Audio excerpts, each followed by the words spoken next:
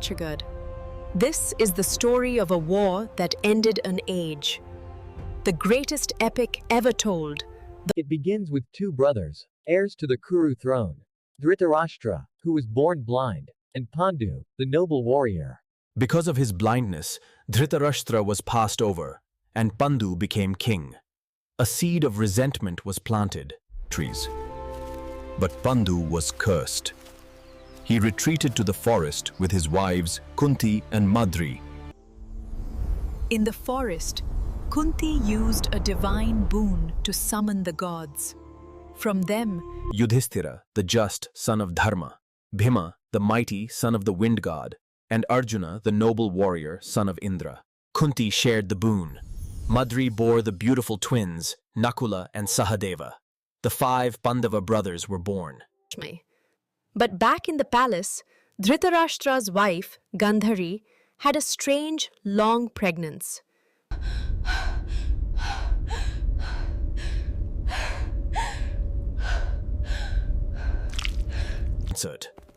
But the sage Vyasa intervened. He had the mass cut into 100 pieces, and 1 extra.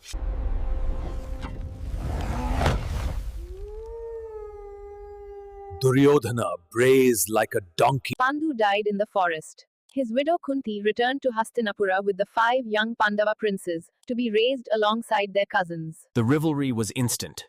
The 100 Kauravas, led by the jealous Duryodhana, despised their 5 noble and more talented cousins. They were trained together by the master Drona. But here too, the Pandava Arjuna excelled, a prodigy with the bow who saw only the target's eye. Duryodhana's jealousy festered, matched only by his new friend, the low-born Karna, whose skill rivaled even Arjuna's.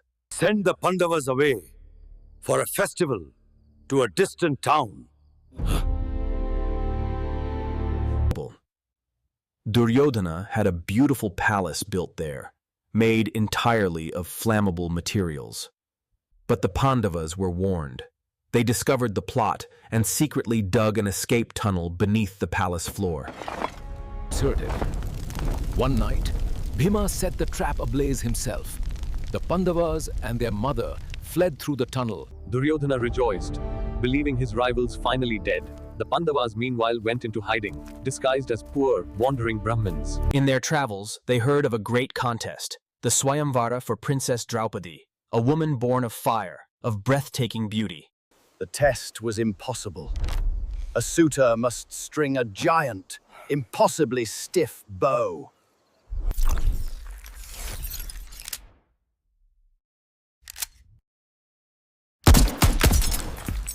Great kings and heroes tried. Duryodhana failed. Even the mighty Karna tried, but failed to string the bow. A poor priest?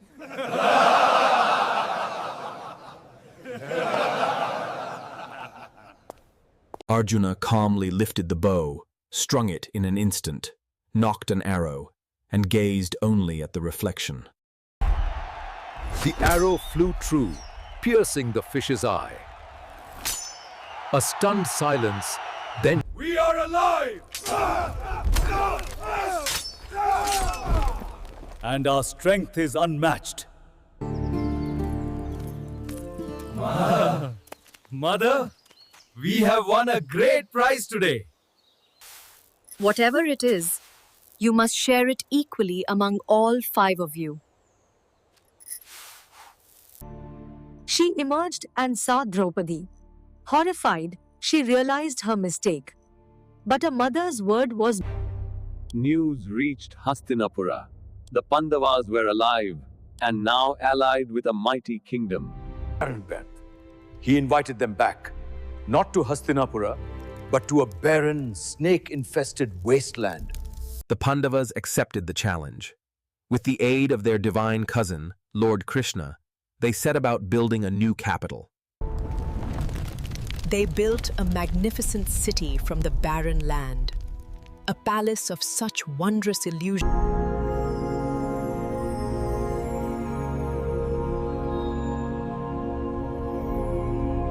Yudhishthira ruled wisely. Their new kingdom prospered, surpassing even Hastinapura. He was declared emperor. Duryodhana was invited to the celebration. seeing the Pandavas' splendor, their palace of illusions. Oh, by the gods!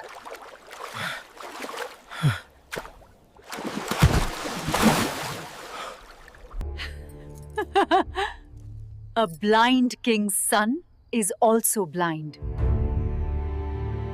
This insult, uncle, I cannot bear! Yes, my nephew. Tell me everything.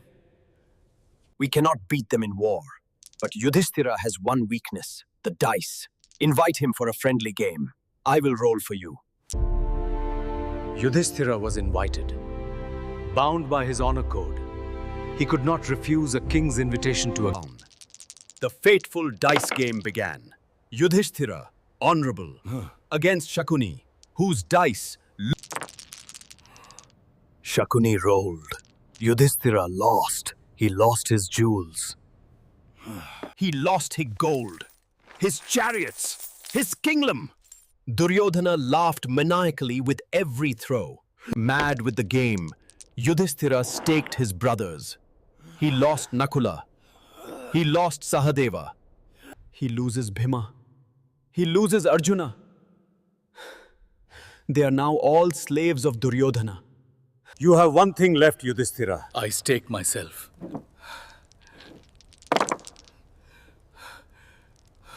There is still one prize left unwagered. Your wife, Draupadi. The hall gasped in horror. But Yudhishthira, his mind broken, agreed. He won! Shakuni had won! Yudhishthira had lost his kingdom, his brothers, himself. And go, Dushasana! Drag that slave, Draupadi, into this hall. Let her sweep the floors!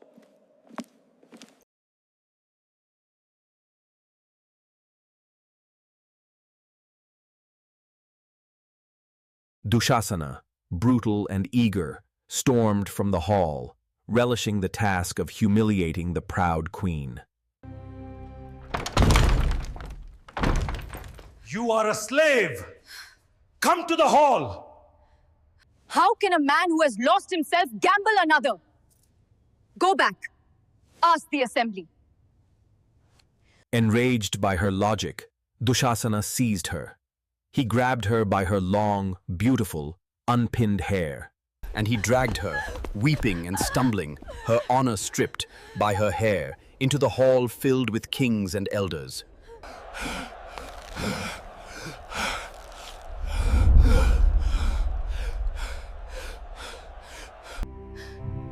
Am I won? Am I lost? How can you sit silent as Dharma is destroyed? But the elders sat silent, their heads bowed, trapped in a web of oaths and loyalties, unable to defy the king.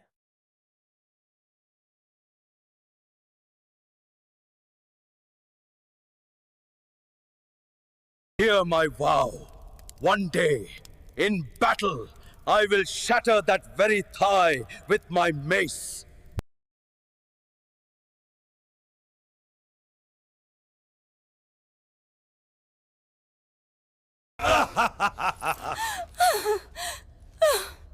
No! Stop it! Leave me alone! Oh Krishna. Oh Govinda. Dweller in Dwaraka.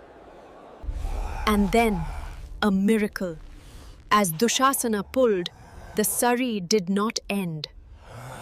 He pulled and pulled, his arms growing exhausted. A mountain of brightly colored cloth piled up on the floor.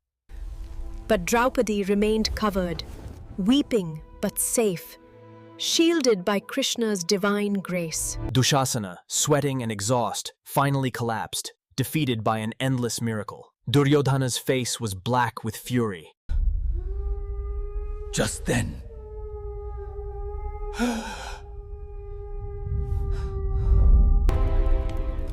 Draupadi, ask of me any boon. Free my husband, Yudhishthira, from slavery, so my son is not called the son of a slave.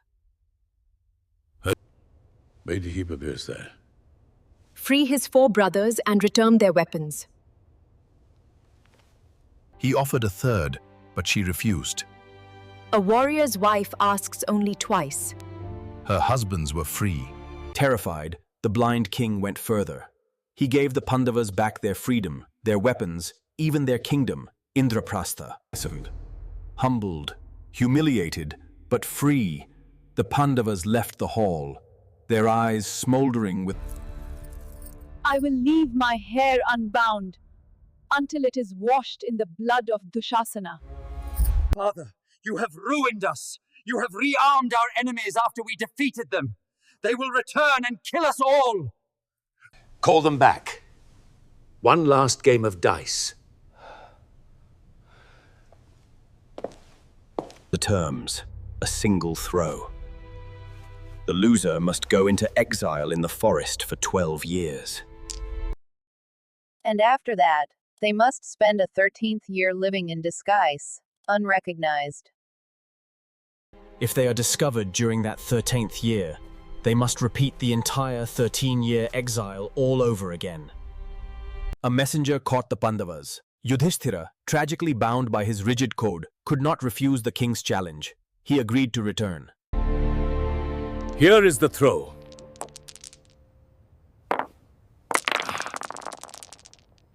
I win!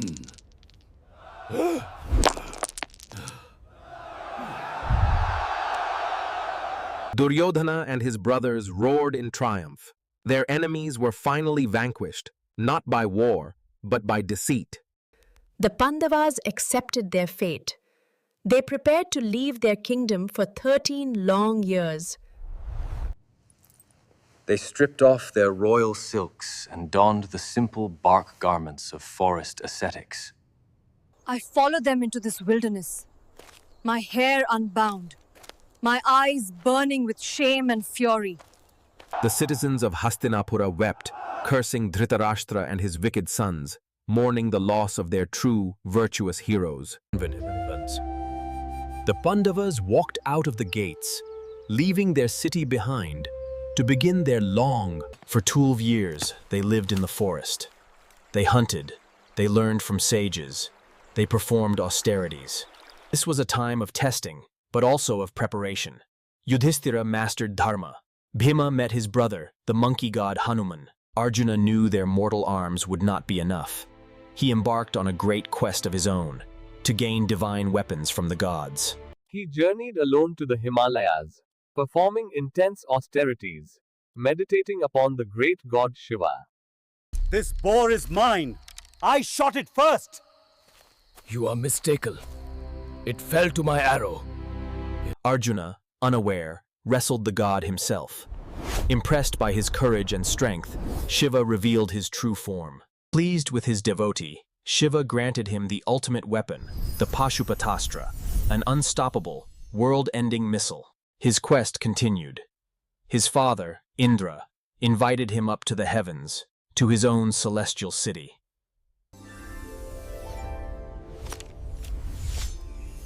There, for 5 years, Arjuna learned. Now we are ready for the inevitable war.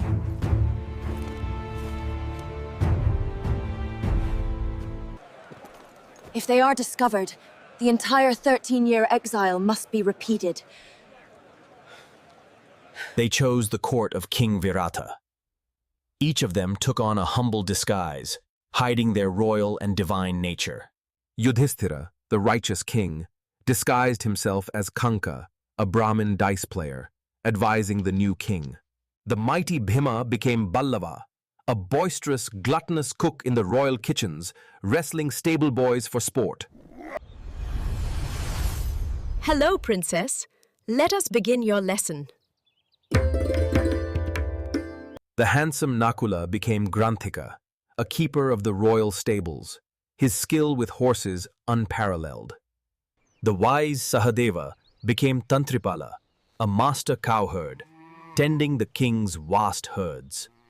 And Draupadi, the proud queen, became Sairandri, a humble hairdresser, serving Queen Sudeshna. Thus, the 5 kings and their queen lived as servants, hiding their divine power, their royal bearing, swallowing their pride daily. Meanwhile, Duryodhana, paranoid, sent spies across the known world, desperately searching for any sign of his cousins. But trouble found them. Kichaka, the queen's brother and the true power in Virata, saw the new handmaiden, Draupadi. You will come with me now. No, please, leave me be.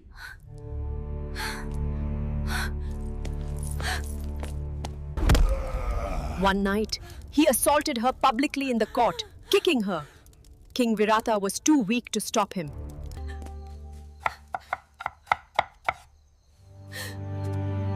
Is this the fate of your wife? Tell Kichaka you will meet him. In the dark dance hall, at midnight.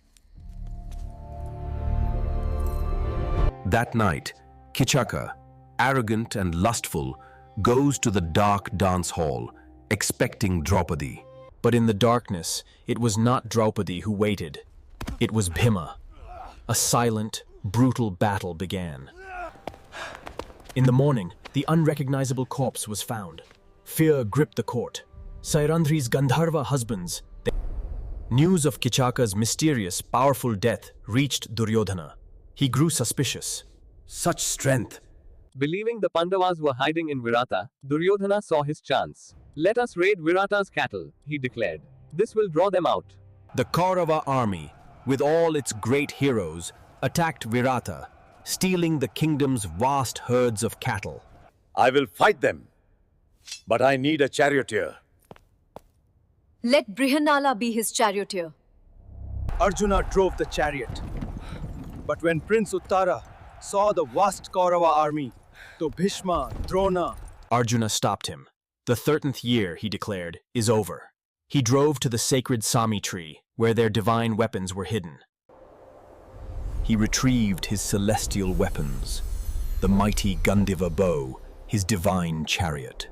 With Uttara now as his charioteer, Arjuna charged the entire Kaurava host alone. A spectacular battle.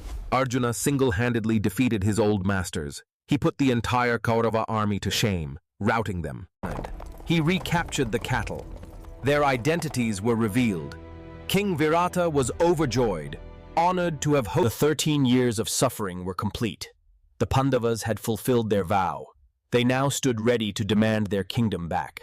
13 years of suffering had ended. The Pandavas, their vow fulfilled, now sought the return of their kingdom, as promised. We demand Indraprastha back! Laughs mockingly.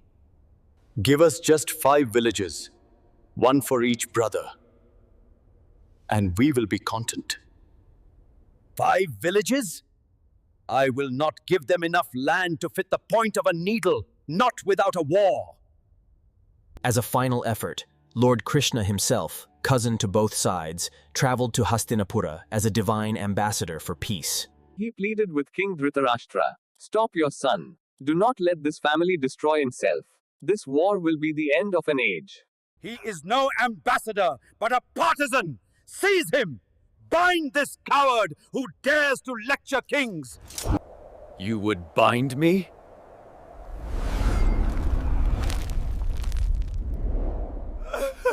The Vishvarupa. The court was blinded by a light of 1,000 suns. Return to me my familial darkness, please.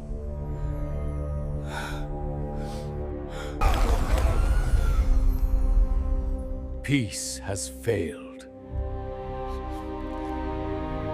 War was declared. The call went out. Kings and kingdoms from all quarters of the world were forced to choose a side. Both Duryodhana and Arjuna raced to Krishna, asking for his aid. Duryodhana arrived first and sat arrogantly by Krishna's head. Arjuna arrived and sat humbly at Krishna's feet. When Krishna awoke, his eyes fell first upon Arjuna. One side may have my entire, vast army. The other side may have only me, and I vow I will not lift a weapon. Arjuna, without hesitation, chose Krishna. Duryodhana, overjoyed, believing Arjuna a fool, eagerly claimed Krishna's mighty army. The two great armies gathered on the sacred plain of Kurukshetra.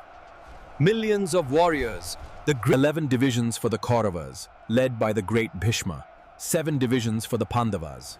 The stage was set for annihilation. The conch shells blew, the sound thundering across the plain. The armies roared, ready to charge. But at that moment, Arjuna asked his charioteer, Krishna, "Drive me between the two armies, that I may see who I must fight." Krishna drove the golden chariot into the space between the hosts. Arjuna looked upon the enemy. He doesn't just see enemies. He sees his great-grandsire Bhishma, his revered teacher Drona, his cousins, his uncles. A profound sickness, a crippling despair washed over him. His limbs grew weak. Krishna, I cannot. My mind reels. I see no good in killing my own kinsmen in battle. I would rather be killed, unarmed, than slay my teachers and family. I will not fight. And Lord Krishna, his charioteer, his god, smiled gently. He began to speak, and his words became the Bhagavad Gita. This despair is unmanly, ignoble. Stand up, hero. Do your duty, your dharma.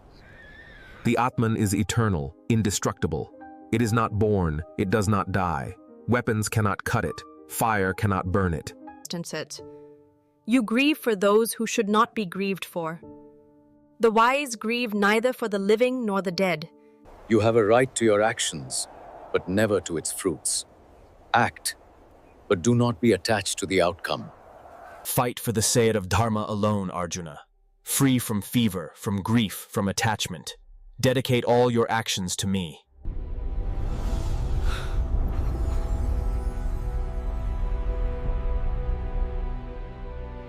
Moment.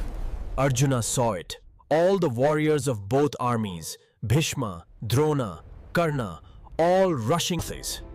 I am time, the great destroyer of worlds. Even without you, these warriors are already slain. My delusion is gone. I stand firm, my doubts resolved. I will do your bidding. I will fight. The conch shells blew, and the cataclysm began. The 18 days. For 9 days, the Kaurava general, the grandsire Bhishma, was an unstoppable force, devastating the Pandava army. Protected by a boon, he could not be killed. The Pandavas were desperate. That night, they sought Bhishma's own counsel. I will not raise my weapon against a woman, or one who was once a woman.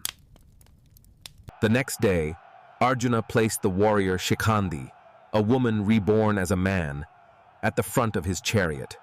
Bhishma saw Shikhandi. Recognizing her true nature, his code of honor forbade him to fight. He lowered his mighty bow. Now, Arjuna!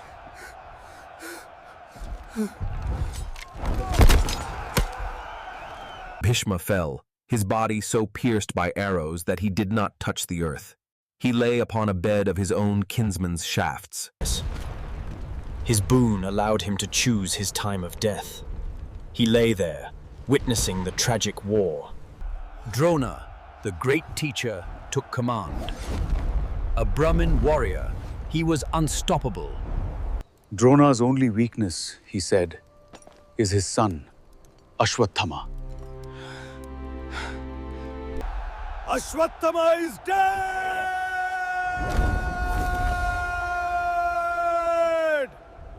Yudhishthira, is it true? You cannot lie!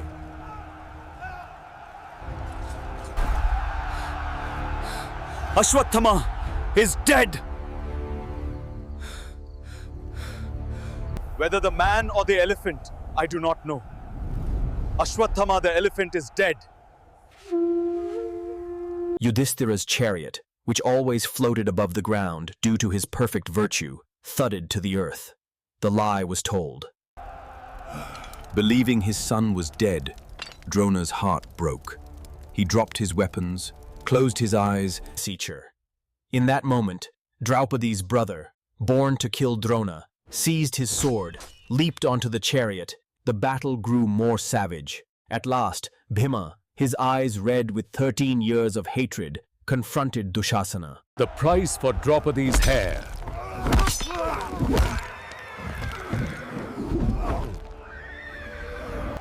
The armies recoiled in horror at the sight. He cupped the warm blood in his hands and carried it to Draupadi's tent, his face a mask of fulfilled rage. Finally, Karna, Duryodhana's last, greatest hope, took command. An archery duel of gods. Their divine weapons met in the sky. Karna aimed his infallible Shakti weapon, the one that could not miss. But Krishna, the divine charioteer, intervened. Ghatotkacha, to the north, now.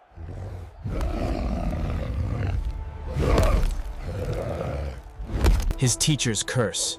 At his moment of greatest need, he would forget the mantras for his divine weapons. His chariot wheel suddenly sank deep into the bloody mud, trapping him. He was a sitting duck. Karna leaped down, his divine weapons useless. He tried desperately to free the sunken wheel. Do not strike an unarmed man on the ground. It is against Dharma. Arjuna, his heart torn but his duty clear, knocked his great Anjalikastra arrow. He wept as he drew the bowstring. He fired. The arrow struck the helpless Karna, severing his noble head from his body. The great, tragic hero was dead.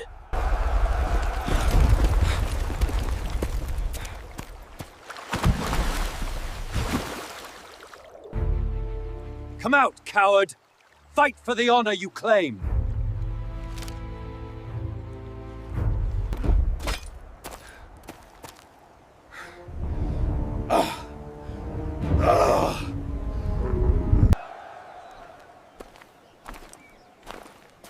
This is the fate duel.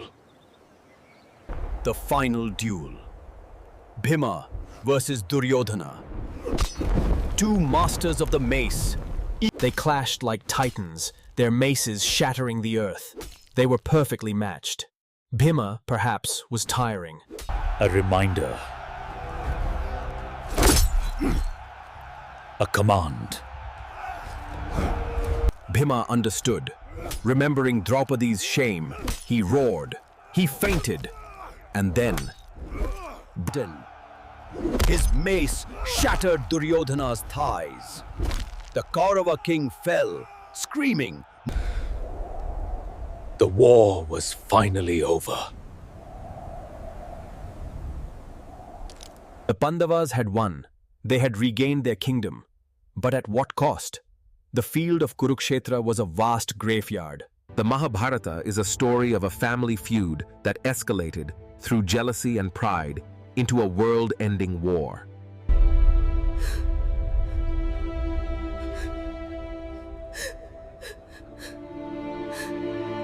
At its heart lies the Bhagavad Gita, a timeless spiritual dialogue on the nature of the soul, action, and devotion to God.